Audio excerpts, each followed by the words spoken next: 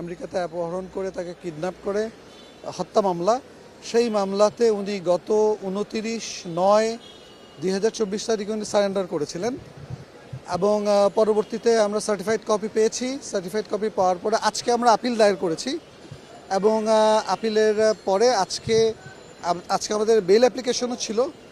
Bell application শুনে মাননীয় আদালত উনি জামিন মঞ্জুর করেছেন।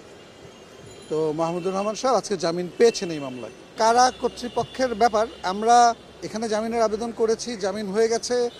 আমাদের দায়িত্ব ছিল বেইল বন্ড সাইন করা, আমরা বেইল বন্ড সাইন করে জমা দিয়ে দিয়েছি। এই মামলায় আসলে ওনার বিরুদ্ধে তেমন কোনো অভিযোগই ছিল না, এটা একটা হাস্যকর মামলা।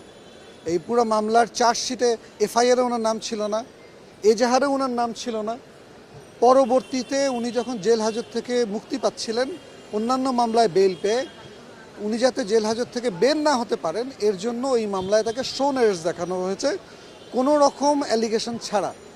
এই মামলার যেটা মূল বিষয়বস্তু ছিল যে একজন গুরুত্বপূর্ণ ব্যক্তিকে মার্কিন যুক্তরাষ্ট্রে কিডন্যাপ করে এবং তাকে ওখানে হত্যা করা সম্পর্কিত যে কনস্পিরেসির অভিযোগটা ছিল, এই পুরা সাবজেক্ট ম্যাটারটা এবং প্লেস অফ অ্যাকারেন্সটা ছিল যুক্তরাজ্যে। বাংলাদেশে এই মামলা হওয়ারই কথা না। এবং মাহমুদুর রহমান সাহেব যুক্তরাষ্ট্রে এবং মাহমুদুর রহমান যুক্তরাষ্ট্রে এই পুরো সময়টা কখনো যাননি। উনি কিভাবে কনস্পিরেসি করেছেন এই রিলেটেড কোনো এভিডেন্সও কোর্টে সাবমিট করা হয় নাই।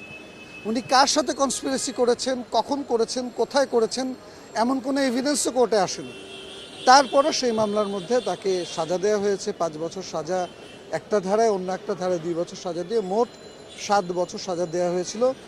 তো ইন দি মিন টাইম উনি আপনারা জানেন চিকিৎসার স্বার্থে উনি বাইরে চিকিৎসা করতে গিয়েছিলেন এবং লাইফের থ্রেট থাকে উনি দেশে ফিরে আসতে পারেননি।